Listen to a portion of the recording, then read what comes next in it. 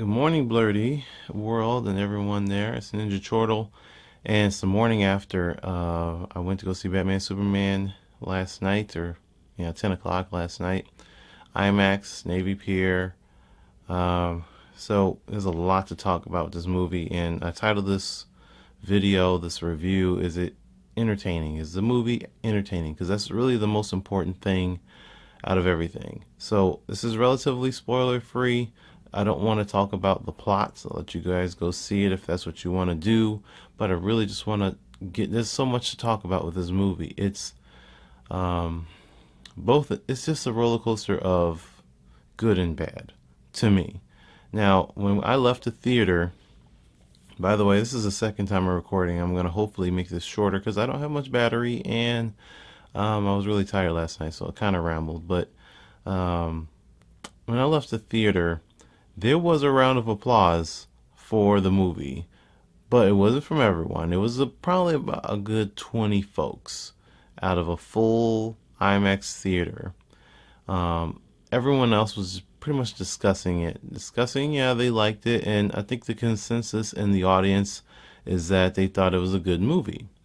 Um, So if I'm not gonna sit here and say it doesn't gonna or it's not gonna appeal to anyone. It's not like it's Daredevil or anything like that. And by the way, just to get it out there, yes, Ben Affleck did a better job as Batman than he did as Daredevil. But that's another thing. But yeah, people like the movie. Me, on the other hand, I'm in this position where I have to be a little bit more critical. And sure, there were things that were good about the movie, but in general, uh, there was only really two things that I enjoyed thoroughly. Like, I thought were fantastic. And that was Alfred, and that was Wonder Woman. Alfred was an unexpected hit. Like, he was awesome to me. I absolutely loved what he did and the character that he brought to the table. And by the way, also, I'm not going to sit here and compare this movie to the comic books because why do that? I don't know why. We've had comic book movies since the beginning of time now, and we've had good ones for the last 10, 15 years. And you know that even the good comic book movies are not a direct one for one adaptation of the comic books. They don't have the same dialogue, the same storylines, and you know that one storyline is not going to be one movie. They're going to throw in a few of them and make a movie out of it. So please don't sit there and say, is it like the comic book, or it's not good because it's not like the comic book. I'm not going to say that. I'm not going to compare it to that at all. I'm going to basically rate this as a movie. I'm a nerd, so I'm not going to be a critic and just say, it's a terrible movie. I'm going to say, from a nerd perspective, and be critical on that. When I did excuse me, when I did the Deadpool review, I gave it 2 scores, and I'm not going to do that for every movie, but I felt that was fair with Deadpool because it was such a unique and different movie that we've never seen before that I wanted to give you my fan love and appreciation, which was like a 10 out of 10. This movie's fantastic. But then I did give an actual more critical review and said it was 8.5 because the story was fairly basic. And, it wasn't a perfect story or a perfect movie. It was just good fun. Now, again, 8.5 on Deadpool. That's how I felt. Is this movie better than Deadpool? Absolutely not. It is not better than Deadpool. I will not say that at all.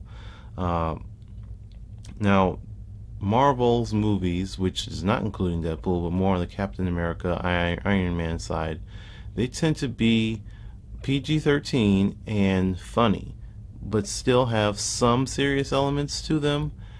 And what DC is doing, this is the second movie in their extended universe. Man of Steel being first, so all of the Christopher Nolan Batman Begins, Dark Knight and stuff, all of that does not come into play at all. Not at all. None of it. So do not compare or try to translate, the Dark Knight and Heath Ledger and all of that into this universe. That's a completely separate universe. So Man of Steel and Batman v Superman are very serious movies. Jesse Eisenberg and his Lex Luthor was the only real comedic element to Batman versus Superman. There was no one else telling jokes. There was no one else that was funny. There was no one else that attempted to entertain you. Because even a movie like Ant-Man, which, sure, Marvel's following the same formula, but the formula has been working for them. But they have characters, not just the main character, but even supporting characters like the guys that were his friends that were thieves. They were funny and they were entertaining on their own. Forget Ant-Man, forget the superhero stuff and the bunch of stuff. It was an entertaining movie. And same thing with the rest of the movies. They throw that in there, that element of entertainment and fun, and still have a story. Whether the story is good or bad, like, it's still, that is what Marvel does. What DC is doing and what Warner Brothers is doing is they're telling very serious stories so far. We got 2 movies and they've been relatively strong, serious, dark, and I wouldn't say action packed, but the action is incredibly explosive, powerful, strong, big, huge explosions, buildings crashing everywhere. And with Batman v Superman, it's so strong the case that they continue that trend, especially in the explosions part. This movie has so many freaking explosions in it. Like, it really needed to cut back 50% on the explosions. Seriously, they had gas explosions, electrical explosions, energy explosions. There were parts where this movie, they didn't just blow up a building or a couple of buildings, but they blew up several city blocks at a time and then moved to the next scene where they blew up several more city blocks. Like, this thing was incredibly destructive. And I'm not talking about any specific point, though you guys know that Doomsday is in the movie. So most of it's out there. It's not a spoiler. So, and you can imagine what happens. But there's way too many you would think that this is a Michael Bay movie. Like, I know I'm not the first person to say that, but when I left the theater, that was the first thing I thought. Like, this is like Michael Bay. There's way too many explosions in this movie. But let me state some good things. Again, Lex Luthor was the only comedic element, but it was nice that there was something different with that character. He's not the Lex Luthor you're going to remember or expect. Based off of any comic book or animation or other adaptation of him. But I appreciate the Lex Luthor that we got because it was something to break up everything else that was in the movie. Wonder Woman is better than advertised. She was so fantastic. Literally the only moments when I was watching this movie was when she became Wonder Woman in full and started going into that fight. Everyone cheered. I had a huge smile on my face. Gal Gadot was amazing as Wonder Woman. She looked the part. She was great as Diana. She was great as the warrior princess. She was fantastic. She kicked so much ass. She did everything that she does as Wonder Woman. She proved that she has great strength, great skill, and great abilities, and she's smart, and that she's capable of doing everything the boys can do and doing it better, and not being in the role of support. Like, she's truly Wonder Woman. She's not a supporting girl. She's not the third hero. She stood in front and charged the fight like Superman and Batman didn't know that they were doing. Like, she took charge, and that is pretty much the Wonder Woman almost everyone wants. It kind of sucks that we're not getting her movie sooner, and it sucks that we still haven't had a movie for Wonder Woman after all of these years. But she is absolutely even better than advertised, so she was not a disappointing factor at all in this movie. I wanted more. Speaking of other cameos, though, since Wonder Woman is not really a cameo, here's the other good stuff, is that there was about, not a spoiler, 10 good seconds of Aquaman, which I'm not an Aquaman fan, but seeing him there, they made sure that he was badass in that moment, and they made sure that I was excited for seeing Aquaman movie, which I don't remember when it comes out, a couple years from now, but fantastic.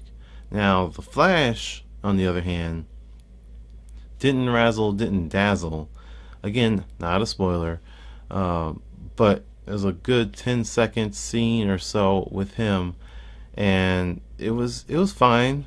But my problem is this is still not the Flash that's on the CW or the other Flashes that this is its own separate Flash. The real problem is the continuity. How does Batman v Superman and Man of Steel fall in line with the rest of the TV shows and so on? Uh, it's Man of Steel is referenced heavily in Supergirl, like very heavily. She's always talking about him. Most of the villains come from Superman, like his lore, his rogues gallery, and they end up in National City for Supergirl to fight. She I chats or whatever Clark at work, and they talk about whatever. But he never is going to ever appear on that show, and I highly doubt that she's ever going to appear in the movie. At least I should say Henry Cavill is not going to be on Supergirl, and I doubt that Supergirl or Melissa Benoist is going to be in any movie anytime soon. That's the real issue. To compare it to Marvel again, Marvel is really great at their synergy. They have the Netflix shows, they have the ABC shows, and they have their cinematic movies. It's all connected. Everything. What happens on Agents of S.H.I.E.L.D. also is relevant to what's happening in Captain America Civil War, which is also relevant to what's happening on Jessica Jones, which is also relevant to what's happening on the Avengers movies and all of that. It's all relevant. It may not have a huge role, but there's going to be an episode of Agents of S.H.I.E.L.D. right before Captain America Civil War that's going to tie directly into the movie, and then after whatever happens in Civil War, they're going to go back to Agents of S.H.I.E.L.D. and say, okay, that happened, that was weird, and that changed everything, so now this is our new state of being because of what happened in Civil War. When I watch Supergirl on Monday, it's going to have absolutely nothing to do with this movie. They're not going to have any reference. Why? Because what's happening on Monday's Supergirl is the Flash crossover with Supergirl. That's got nothing to do with this movie at all. So this is me nitpicking DC and how they do things. Let's go back to the movie, though. It's just a valid point, though. This movie entertained me with Wonder Woman and Alfred. Batman was fine. He wasn't amazing. Ben Affleck, again, better than he was as Daredevil. There was good fight scenes, and a lot of people have said this before going into the movie, that they just took a lot of the fight choreography from the Arkham games. And I completely agree with that after watching it in full. But it just said, I would say it has that feel. It's hard to make a unique Batman fighting scene after all of this time that we've seen him in other movies and the games that have been really good. Of course, what else can they do with Batman? Of course he's going to be fighting from the rafters. He does that. That's what Batman does. Of course he uses his batarangs. That's what Batman does. Of course he uses a ton of martial arts because that's what Batman does. So it's not like that was a disappointment. It's not. It was actually good. He did a really good job. As far as him as Bruce Wayne, not the best Bruce Wayne ever, but he was good, and I appreciate him in that role. It's just they can't flesh it out because this isn't a Batman movie. This isn't Christopher Nolan where they take a trilogy and examine Bruce Wayne and go into him deeply. And same thing could be said about Superman. This is pretty much not even a Superman movie. This is truly Dawn of Justice. This is a Justice League movie. Just like Civil War kind of is an Avengers movie, no matter how much they tell you that it's a Captain America movie. In general, though, it's only better than okay, just a little better than okay. I'm going to give the movie itself a 7.5 out of 10 because I'm being a critical hard ass. Yes, there was awesome explosions and fights and things like that, but it was way too much of that and not enough story, despite it being a 2.5 hour long movie that they made cuts on. There wasn't a memorable story moment. There's some memorable fight moments, absolutely. But as far as the plot, as far as making me think, as far as anything that was to be critical on, there was nothing memorable. Just Wonder Woman. Wonder Woman is the only thing I can take away from this movie is being awesome. Doomsday was not as great as you'd like him to be. Again, Lex Luthor was what he was. Superman is Superman, and you know, if he entertains you, then he entertains you. I'm not going to harp on that, but he doesn't do enough for me that makes me emotionally invested into Superman. I'd rather invest my time into Batman, but they did not give me the Batman that we wanted because there's not enough time for that. I'm intrigued a little bit for what they could do with Batman, but I did not get anything to feel as far as Superman goes. It just wasn't like I don't care. There's no reason for me to care. That's it, you know. So again, I'm sorry. I'm doing a rather quick review. My battery is about to die. 7.5 out of 10 is what I officially give it. It's better than okay. I would not recommend going to go see it right away. If you can wait, it's fine, but it's going to be hard to avoid spoilers because I know a lot of people are going to be talking mad shit about this movie, about how great it is and how bad it is. I'm trying to be as fair as I possibly can with how everything in the movie goes, and I talk about it more if my battery wasn't dying. But again, I'm Ninja Chortle. I'm going to have a written review for this as well. You can see the link for that in the description below. And I'm probably going to talk about this movie more soon. I have some other things to work on, but yeah, there's a lot to talk about with this movie, and I just totally spit right there. Yes, come back. Hopefully next week I'll have another video up about this because I'm not saying I enjoy talking about it, but it's something that I'm letting the nerd out, and I want to talk about it more. And this review can't even contain it all. I was getting close to 18 minutes, and sure I'm going to cut this down, but yeah, there's a lot to talk about with this movie. Yeah, it had a lot of high expectations, and I don't know if it met all of them.